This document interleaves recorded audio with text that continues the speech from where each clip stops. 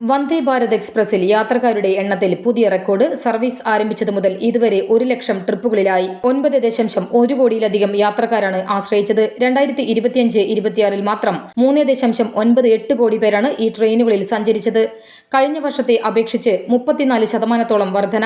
2019 ഫെബ്രുവരിയിൽ ന്യൂഡൽഹി വാരണാസി റൂട്ടിൽ തുടക്കമിട്ട വന്ദേ ഭാരത് ഇന്ന് രാജ്യം മുഴുവൻ വ്യാപിച്ചു. 73 ലക്ഷം യാത്രക്കാർ സഞ്ചരിച്ച ഡൽഹി വാരണാസി റൂട്ടാണ് തിരക്ക് തുടരുന്നത്. ന്യൂഡൽഹി കത്ര റൂട്ടിൽ 56 ലക്ഷം പേരും, സെക്കന്ദരാബാദ് വിശാഖപട്ടണ റൂട്ടിൽ 48 ലക്ഷം പേരും, ചെന്നൈ മൈസൂരു റൂട്ടിൽ 36 ലക്ഷം പേരും യാത്ര ചെയ്തു.